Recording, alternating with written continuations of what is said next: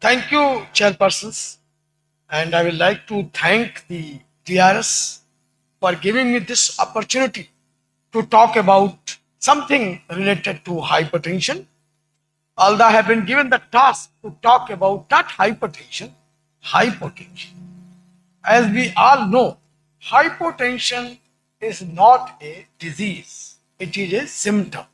And most of the physiological mechanisms are there to maintain blood pressure or prevent hypotension. So, when they are compromised, then only we can have this. And most of our mechanisms are there just to maintain and avoid hypotension. That is why once when we were talking about complete RAS inhibition, I still remember in Chennai there was a conference, API conference, and the panel discussion was on complete RAS inhibition. And that was the time when the ACE and the ARBs were combined. Later on, we learned that they cannot be combined.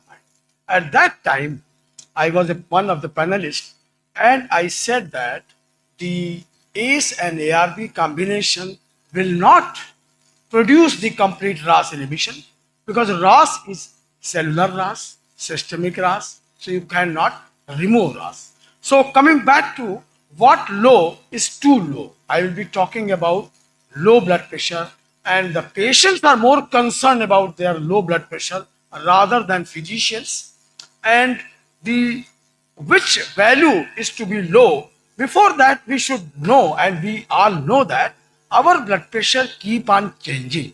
It is not same every time. With time it keep on changing, and when we are measuring it, that is very important, and at what time we are measuring, and with every person it keep on changing. Every person is born with his own pressure, so we cannot say that one particular pressure is low and it should be below normal. So what is low? Low, usually it is thought and it is believed that when the blood pressure is 90 by 60, 90 systolic and 60 diastolic, we will say that it is low. And this value has come from so many studies, especially done when we are talking and we were establishing the famous J curve, which I will talk later. Maybe normal, even low than that. So it is not that only this is the low, it can be normal, even if it is low than that, then again it is normal. So it is not that every time 90 by 60 is low. In real terms, exactly low blood pressure is pressure lower than which can have the perfusion of the kidney. If the kidneys are not perfused, definitely it is a low BP and that is harmful. So it is individual variation. We cannot say that a particular value is low. Every person will have a different value. And all physicians might have noticed that, especially the ladies and girls, they are come and their blood pressure is less than 90/60. They are perfectly normal. So you cannot say that a particular value is low. That is very, very individual, and individual variation do exist. It requires a lot of data to say that a particular value is low. And the 99th percentile can only prove that that particular value is low. So whether the low values are harmful, low blood pressure is usually not harmful, and unless there are other concerning symptoms, usually it has been found in the large studies that when the blood pressure is low, the cardiac problems, renal problems, and stroke are less in that community which has low BP. But if it is asymptomatic, it is not harmful. It is harmful only when we have symptoms, and it has been proved that sudden drop have different symptoms, and this sudden drop is harmful, and dizziness, fainting, fatigue, weakness, confusion, these are the symptoms. If they are there and blood pressure is low, then only we can say that it is harmful and that is low BP. So low BP can have plenty of causes. There may be different causes which are producing low BP, like dehydration, which is very, very common in our setup.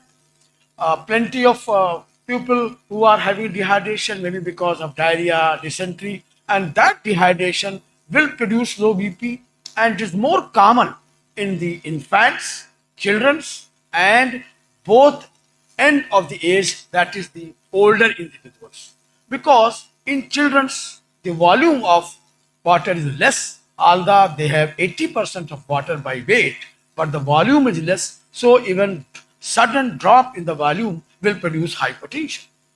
Similarly, different conditions, cardiovascular conditions like myocardial infarction, recent heart failure, and bradycardia, long-standing bradycardia, or long-standing tachycardia, or the supraventricular tachycardia for a long time, that can produce the hypertension.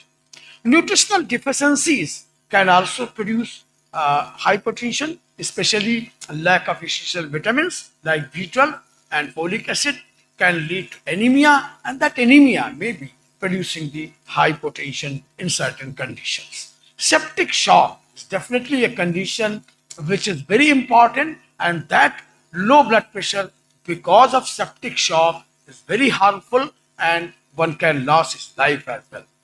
The hormonal disorders, conditions affecting the harmonic levels can also contribute to the low BP.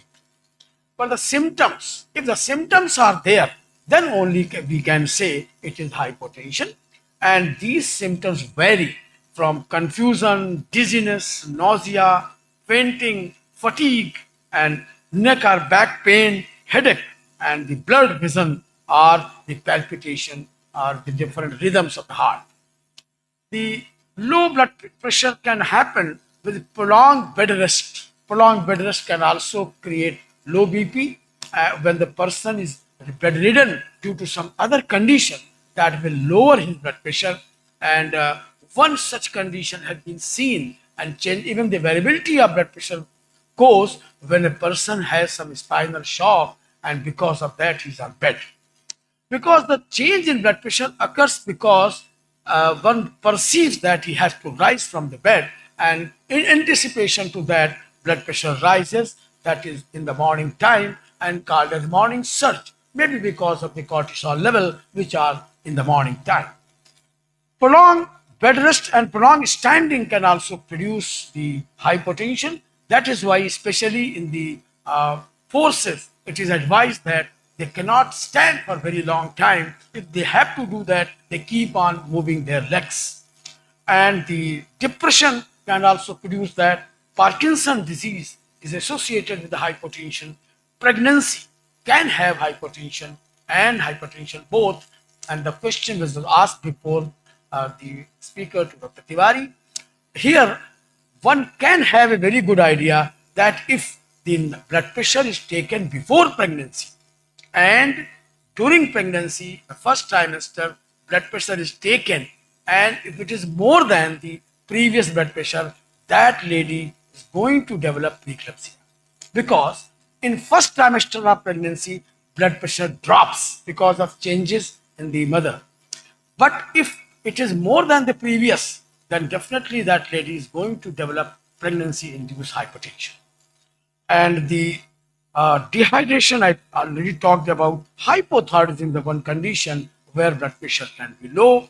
Addison's disease, of course, where the very symptomatic blood pressure lowering is there, and hypoglycemia will definitely have low blood pressure. Certain medications and substances can cause low blood pressure, and that is iatrogenic hypotension, and diuretics are those drugs which will definitely produce low BP, and beta blockers will reduce blood pressure, we know it, and in some patients, the first dose decrease in hypertension can produce hypotension. Similar is case with the ACE inhibitors and also with the ARBs. Drugs for Parkinson's disease will further reduce blood pressure. The tricyclic antidepressants have this property of lowering blood pressure, and erectile dysfunction drugs are basically nitric oxide donors will have that property, and especially if they are combined with other cardiac drugs, they can reduce blood pressure up to significant level, and narcotics have this property of lowering blood pressure. Life-threatening scenario can also occur in hypotension? I said it may be, and most dangerous is septic shock. Allergic reactions, where anaphylactic reactions can produce significant drop in blood pressure, and that is a pathological condition. And decrease in blood pressure, maybe significant loss of blood may be responsible for that, or major trauma, a polytrauma, or severe internal bleeding that can reduce blood volume, and that is responsible for hypotension. So systolic blood pressure intervention trial, sprint trial, you all know that, and optimal blood pressure and cholesterol targets for preventing recurrent stroke and hypertensive, TSH, CHL short trial. These two trials were very significant regarding this, and they throw light, and on basis of that and what is the recent data, we can say that the reasonable blood pressure lowering in hypertensive patient by drug should be in the tune that our target should be 130/80. But it should not be lower than that. But in few patients and few conditions, even 120/80 can be accepted. This is the famous J curve which I was talking about. Sweet spot for the second number of your blood pressure reading, that is the diastolic one, between 70 and 80. As shown in this white J curve. 70 to 80 is the good value of diastolic blood pressure when a person is being given antihypertensive treatment. If it is less than 70, there are some chances of having some symptoms. So this J curve is a very famous curve. Still, there are some debate over it. Few physicians and few scientists do not believe on the J curve, and plenty of them believe that this J curve exists. And this debate is still on. The blood pressure J curve debate started in 1979. In 1979, this J curve debate started, and still it is on, and there are few questions which has not been answered. However, available studies of antihypertensive treatment provide strong evidence for J-shaped relationship that it exists, but there are other studies which are equivocal, and they do not believe that this J is any significant. Main outcomes in the general population of hypertensive patients as well as in high risk population, including subject with coronary artery disease, diabetes mellitus, left ventricular hypertrophy, and elderly patients have been included in this study to say that J curve is definitely there and we should take this in account. Further studies are still necessary to provide this knowledge that whether this lower value is really important or not. So Stewart presented this data of original J-shaped curve, and in 169 patients only, he showed that the relative risk of MI was over 5-fold higher in individual who had achieved a diastolic blood pressure reduction less than 90 millimeter mercury. And why this happened? Because we all know that during diastole, the coronary vessels are getting blood. So he thought that if we reduce diastolic blood pressure less than 90, then the coronary vessels will get more blood.